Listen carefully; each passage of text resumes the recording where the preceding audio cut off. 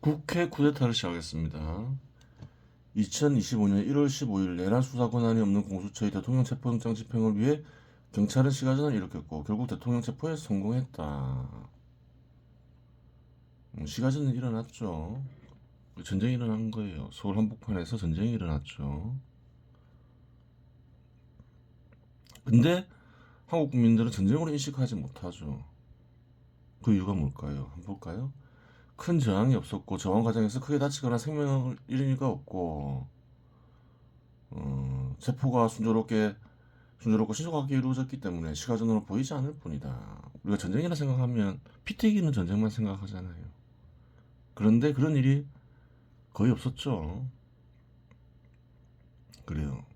아예 없었다고 볼 수도 있죠. 전투 과정 속에서 크게 다치거나 생명을 잃은 이가 없잖아요. 하지만 그렇다고 해서 전쟁이 아니라는 게 아니에요.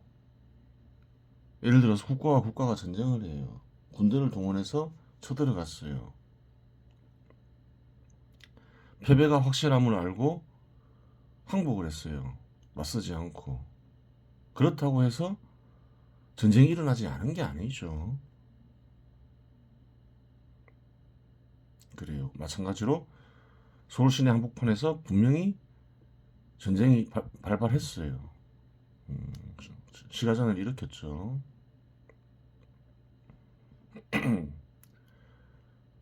어, 만일 당시 대통령 체포를 저지하기 위해 모인 많은 시민들과 경호처의 저항이 있었다면 대규모 피해가 발생했을 것이다. 그렇죠.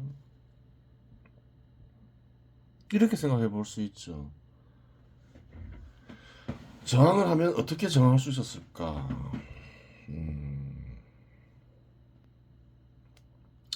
그래요. 전쟁을 해라. 그렇게 이야기는 어렵겠죠. 근데 이런 저항 생각해 볼 수가 있죠. 길목을 이제 시민들이 한 1000명을 막아선다. 한 1000명이 막아선다. 그래도 뭐 쉽게 해산시킬 수 있겠죠. 수천 명의 경찰이 동원됐으니까. 그런데 만약에 시카를 들고 있다. 1000명이. 그러면 어떨까요?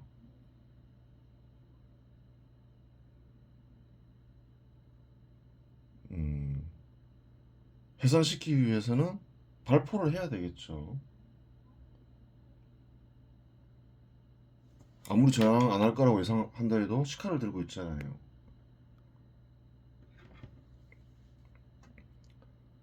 근데 과연 경찰들이 한 1000명 정도의 시민들에게 발포를 할 수 있냐는 거예요. 발포를 하면 이제 내전이 일어나겠죠. 쉽지 않겠죠. 거의 시야전을 일으키지 못한다고 봐야 되겠죠. 그러면 이와 같은 방법이 과연 최선의 방법인가? 지금 이제 순순히 체포됐는데 어느 게 더 좋은 방법인가? 그건 알 수 없어요. 알 수는 없는데, 그렇게 해도, 어, 향후 이제 결과는 뭐 크게 다르지 않았을 거라는 거예요. 시카를 들고 있다 해도 먼저 공격만 하지 않으면, 그래요. 큰 상관은 없겠죠. 어느 게 더 좋은 방법이다. 체포되는, 체포되는 게 더 좋은 방법이었을까? 시카를 들고 있어서 체포되지 않는 게 더 좋은 방법이었을까? 그래요.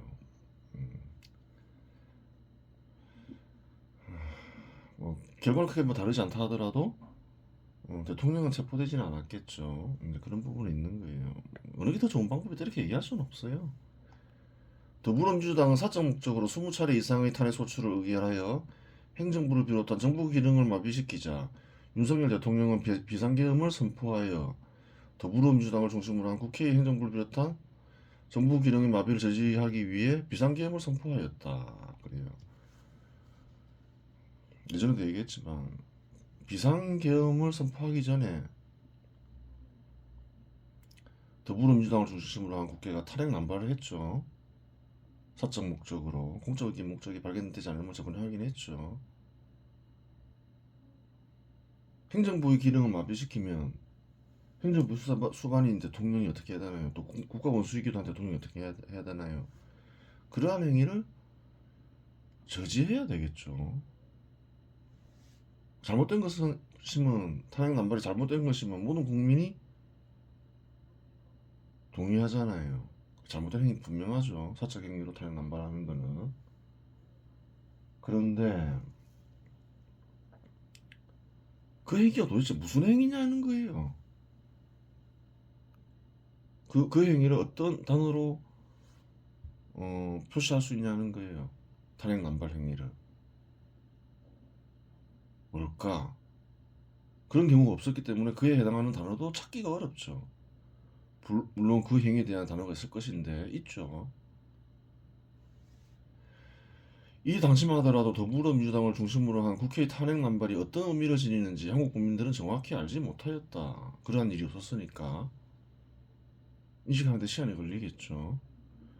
비상계엄 선포 이후에 대통령 탄핵 소추를 의결하고 대통령 탄핵을 성공적으로 완수하기 위해 2024년 12월 17일 한덕수 대통령 권한 대행이 탄핵 소추를 의결하였다. 그랬죠.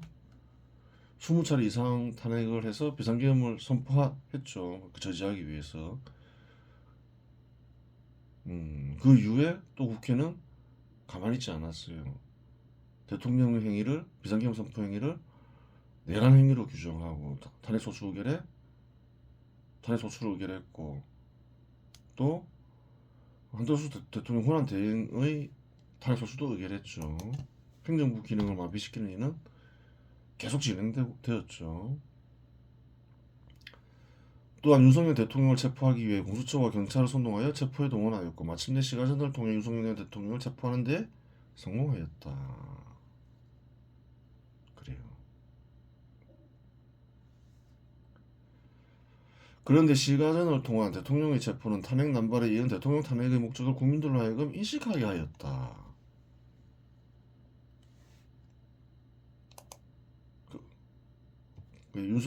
목적만 인식하게 한 게 아니죠. 더불어민주당을 중심으로 한 국회의 행위가 무엇일까? 그 무엇에 해당하는 단어를 찾았다는 거예요. 그전에는 뭘까 이렇게만 생각했죠.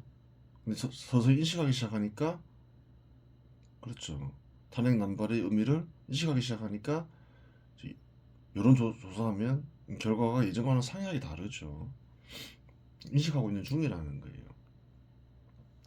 실상 1948년 한국에서 국회가 생긴 이후 국회가 사적 목적으로 탄핵을 남발하는 행위는 없었다. 그런 경우는 없었다는 거예요. 한국 역사에서. 세계 역사를 살펴보면 어떨까요? 아마 없을 거라는 거예요. 사적 목적으로 탄핵을 남발하는 행위가 잘못된 행위를 직관적으로 알았기 때문이다. 다들 알죠. 다들 알았겠죠. 안 한 거죠. 그러한 힘을 얻었다 하더라도. 현 시대 대한민국 국민들도 어떨까요? 탄핵 남발 행위가 잘못된 행위라는 걸 대부분 사람들이 인식하고 있죠. 좌파 인사들 빼고는. 근데 그 행위가 무엇이다 라고 이 규정이 안 되니까 딱히 뭐라고 말을 못 하는 거예요. 그런데 이제 좀 바뀌고 있다 이렇게 되는 거예요. 그러면 잘못된 행위인데 어떤 행위에 속할까? 대통령 탄핵을 비롯한 수많은 공직자들의 탄핵은 행정부를 비롯한 정부의 기능을 마비시킨다. 정부의 기능을 마비시키는 행위는 어디에 속할까? 찾아야 된다는 거예요. 도대체 이러한 행위를 하는 목적은 무엇인가? 권력 찬탈 외에 다른 목적은 없다. 그렇죠. 사적 목적으로 탄핵을 남발하는 이유는 뭔가요? 권한을 행사하지 못하게 하고 권력 찬탈을 용이하게 하기 위해서죠. 수사권 없는 공수처가 무리하게 수사할 이유가 있을까? 공수처가 무리하게 수사하고 있죠. 수사권도 없는데 수사 권한이 있는 곳에 수사를 넘기면 그뿐이다. 굳이 무리할 이유가 없잖아요. 공수처 구성원들이. 근데 무리를 하고 있는 거죠. 우리는 수사권이 없으니까 수사하지 않겠다. 그러면 끝나잖아요. 검사는 그렇게 하잖아요. 근데 그렇게 하지 않는다는 거예요. 최근에는 공문서까지 위조하면서 시가전을 일으켰죠. 그래요. 그렇게 하는 이유가 뭘까? 조직적으로 어떤 행위가 이루어지고 있다는 거죠. 그렇게 할 이유가 전혀 없는데.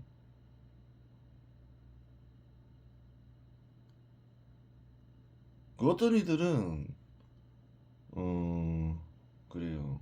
우파 인사들 중에서도 공수처가 무리하게 수사하고 뭐 체포까지 하니까 좀 수사를 해야 하게 한다 이래서 특검을 해야 된다 이렇게 주장할 수도 있는데 그러면 되겠냐는 거예요. 그건 좋지 않다는 거예요. 그냥 수사권이 없는 공수처가 수사하게 하는 게 낫다는 거예요. 수사의 정당성을 부여해 주는 거잖아요. 또 수사권 없는 공수처가 무리하게 수사하는 과정에서 탄핵이 이루어져요. 국회가 동의한 특검을 통해서 탄핵이 이루어져요. 역사적으로 어떨까요? 수사권 없는 공수처가 수사하는 과정에서 탄핵이 인용된다, 탄핵이 된다. 끊임없이 역사적으로 문제가 되겠죠. 그렇게 되는 거예요. 그 다음 보겠습니다. 수사 권한이 없는 공수처의 체포영장 집행에 경찰이 시가전까지 벌이면 참여할 이유가 있을까? 전혀 없다. 대통령 체포에 가담한 주요 인사들이 공수처에 수사권이 없다는 사실을 모를까? 그럴 리는 없을 것이다. 시간에 전에 참여시킨 경찰 간부들이 있겠죠. 그 명령을 다른 이에게 많은 이들이 이제 시가전에 참여했는데 그냥 단순 명령을 따르는 이들에게 책임을 묻기는 어렵죠. 하지만 시가전을 결정한 간부들은 그래요. 명백히 반란 행위에 동참한 거죠. 그래요. 그렇게 되는 거예요. 이렇게 생각하면 돼요. 군대를 동원해서 반란을 일으켰어요.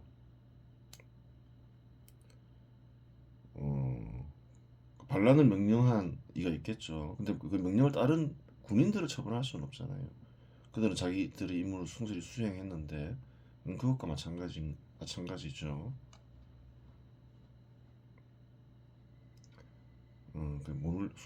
다 알면서 벌인 일이라는 거예요. 즉 현 상황은 비상계엄 선포 이전부터 진행된 반란이 계속되고 있을 따릅니다. 반란은 계속 진행되어 왔다는 거예요. 윤석열 대통령은 국회의 반란, 즉 국회 쿠데타를 저지하기 위해 그렇죠. 반란이죠. 비상계엄을 선포했고 국회 쿠데타는 사변에 해당하기 때문에 헌법에 완전히 부합된다.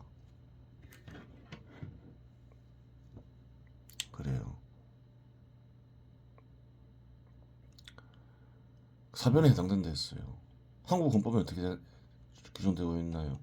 대통령은 전시 사변 또는 이에 준하는 국가 비상사태에 있어서 병력으로서 군사상의 필요에 응하거나 공공의 안정시설을 유지할 필요가 있을 때에는 법률이 정하는 바에 의하여 계엄을 선포할 수 있다. 국회의 탄핵 난발을 통한 반란 행위 어디에 속하냐는 거예요. 전쟁은 아니죠. 무기를 가지고 충돌해야 되잖아요. 전쟁은 아니에요. 사변은 뭘까? 흔히 폭동을 연상하죠. 근데 그런 식으로 해서는 안 된다는 거예요. 사변의 정확한 뜻을 알아야 된다는 거예요.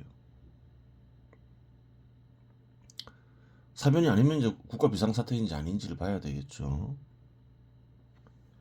대통령은 전시, 사변 또는 이에 준하는 국가 비상사태가 있을 시 계엄을 선포할 수 있다. 그렇죠. 헌법에 그렇게 정확히 적어놨으니까.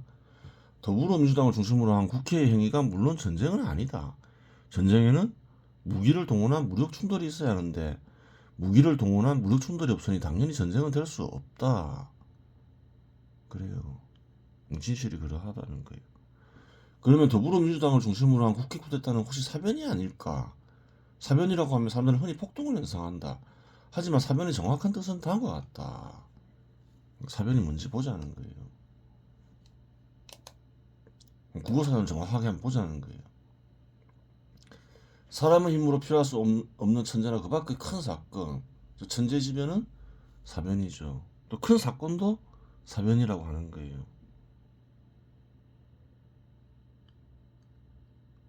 천재지변은 아니죠. 근데 탄핵소추 남발이 어떤가요? 한국 일찍이 없었던 일이죠. 큰 사건에 해당될 수 있다는 거예요.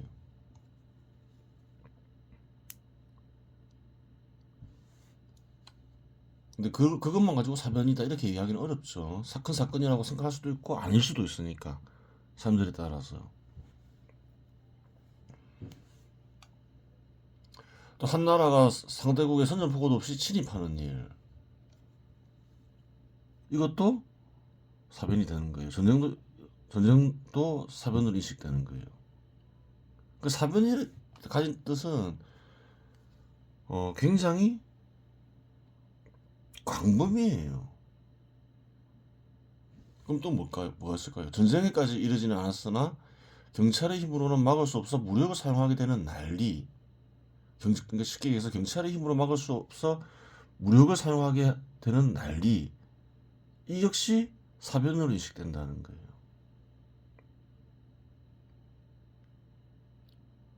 이러한 난리는 뭐가 있을까요? 폭동도 있겠죠. 근데 사변이 곧 폭동은 아니라는 거예요.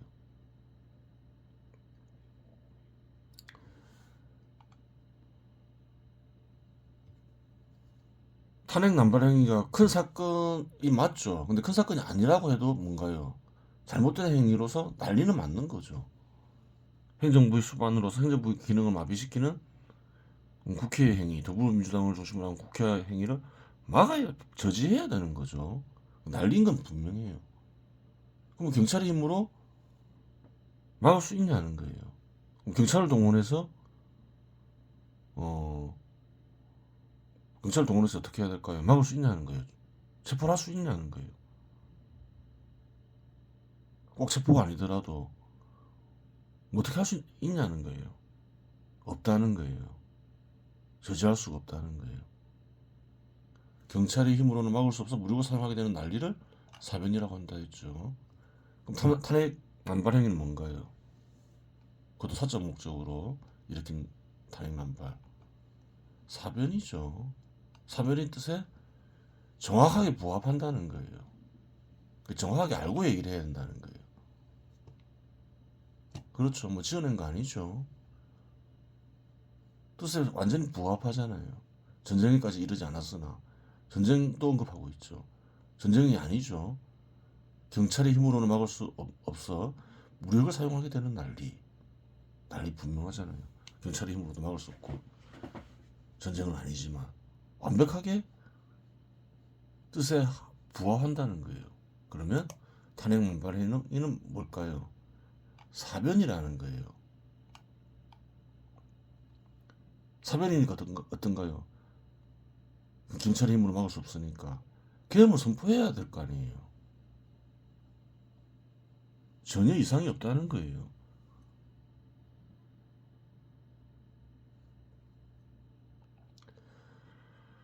대통령은 전시사변 또는 이에 준하는 국가 비상사태가 있을 시 계엄을 선포할 수 있다. 많은 사람들 국가 비상사태로 넘어가는데 사변에서 그냥 걸려버린다는 거예요. 이거를 쓴이도 처음에는 사변을 폭동으로 이해하고 국가 비상사태로 넘어갔었는데 잘못됐다는 거예요. 정확히 살펴보니까 탄핵 남발 행위는 경찰로서 수습이 불가능한 난리죠.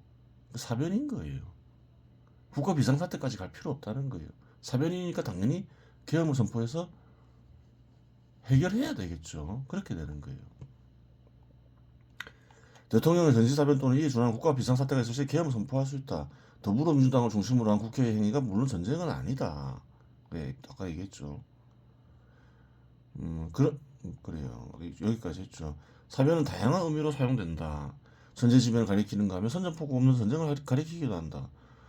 또한 전쟁까지는 아니지만 경찰의 힘으로 막을 수 없는 난리를 가리키기도 한다. 그래, 경찰의 힘으로 막을 수 없는 난리라는 거예요. 여기는 완벽하게 부합한다는 거예요. 폭동의 경우 정부 입장에서 진압해야 할 난리인데 경찰을 동원하여 진압할 수 없을 경우 어떻게 해야 할까? 비상계엄을 선포하여 군대를 동원해야 할 것이다. 헌법에서는 그렇게 하라고 나와 있는 거예요. 완전히 헌법에 부합한다는 거예요. 더불어민주당을 중심으로 한 국회가 탄핵을 남발하여 행정부의 기능을 마비시키는 행위를 벌였다. 물론 이러한 행위는 분명히 잘못된 행위로 날리며 대통령은 행정부의 기능을 정상화하기 위한 노력을 해야 한다. 그런데 경찰을 동원해 해결할 수 있는가? 어떻게 해결할 거예요? 군대를 동원해서 해결 안 됐는데. 경찰을 동원하여 국회 쿠데타를 저지할 방법이 없다. 즉 더불어민주당을 중심으로 한 국회의 탄핵 남발은 사변에 해당하고 윤석열 대통령은 사변을 해결하기 위해 비상계엄을 선포하였으니 헌법 수호를 위해 최선을 다한 것이다. 헌법에 하라는 대로 한 거죠.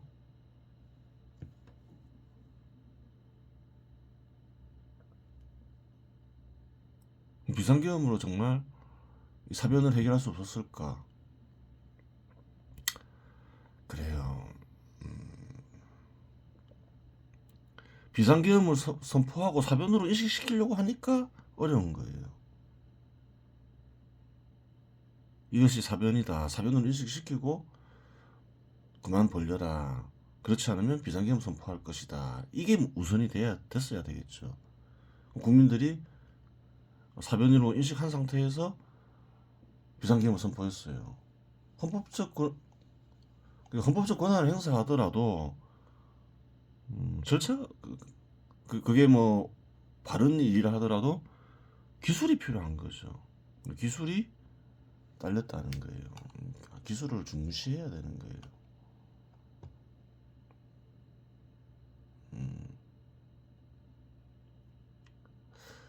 그런데 경찰 동원을 해결할 수 있는가? 경찰을 동원하여 국회 쿠데타를 저지할 방법이 없다.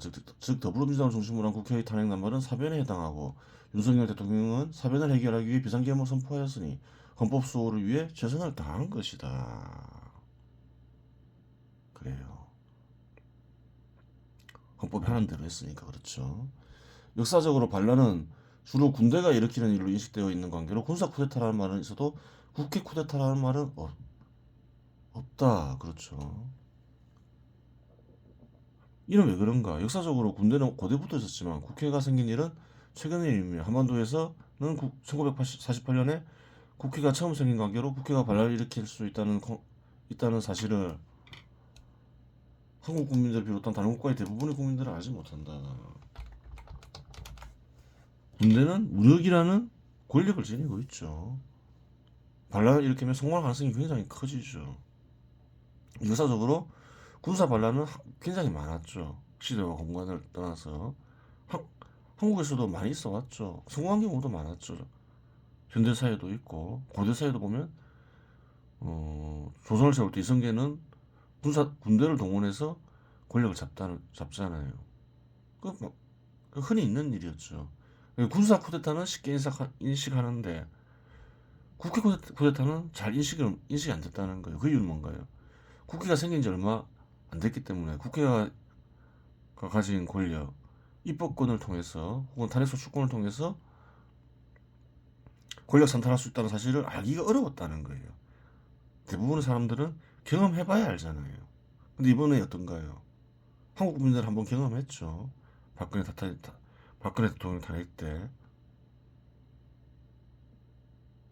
그래도 완전히 인식하지 못했다는 거예요. 근데 두 번째 발생하다 보니까 이제는 과거를 해고해 보기도 하면서 인식하기 시작했다는 거예요. 아, 국회도 쿠데타를 일으킬 수 있구나. 그렇게 되는 거죠. 하지만 경찰을 동원한 시가전을 통해 한국 국민들은 국회 역시 권력 찬탈을 위한 반란을 일으킬 수 있다는 사실을 명확히 깨닫기 시작하였다. 그 결과는 여론조사가 나타나고 있다. 그래, 인식하고 있으면 여론조사를 통해서 알 수가 있어요. 한번 보겠습니다. 한국갤럽이 14일에서 16일 전국 성인이 쭉 이렇게 조사를 했죠. 지난해 12월 3일 비상계엄 사태와 같은 달 14일 윤석열 대통령 탄핵소추안 가결 이후인 2024년 12월 3주차 조사에서는 국민의힘 지지율이 24%, 민주당 지지율은 48%였다. 2배 차이가 나죠. 지금 바뀌었죠. 오히려 반대가 돼버렸죠. 한국갤럽은 양대 정당이 비상계엄 사태 이전에 비등한 구도로 되돌아갔다 고평가했다. 어떻게 됐나요, 현재는? 국민의힘 지지율은 39%로 전주보다 5%포인트 올랐고, 민주당 지지율은 36%로 전주와 같았다. 역전이 돼버렸죠. 그전에는 반대였고, 반대였을 뿐만 아니라 2배 차이가 났는데, 이렇게 될 가능성도 커요. 국민의힘 지지율이 48%가 되고, 민주당 지지율이 24%가 되고. 한번 봐야 되겠죠. 지금은 역전된 상황이죠. 어떻게 행동하느냐 나름인 거예요. 지금까지는 그래도 국민의힘이 비교적 잘 행동했다고 볼 수 있는 거죠. 더불어민주당을 중심으로 한 국회의 사적 목적에 기반한 탄핵 남발과 대통령 탄핵 소추 의결 및 시가전을 통한 대통령 체포는 공화국에 대한 반란이며, 이 반란은 국민들에 의해 인식되기 시작했다. 그래요. 비상계엄 선포에 대한 인식도 시작되겠죠. 과연 불법적인 내란 행위였냐, 아니면 합헌적인 당연한 조치였냐. 사람들이 잘 찾아보지 않죠. 아주 이상함을 느껴야 찾아보죠. 이거로서는 사변의 정확한 뜻을 이제야 찾아보잖아요. 다들 찾아보겠죠.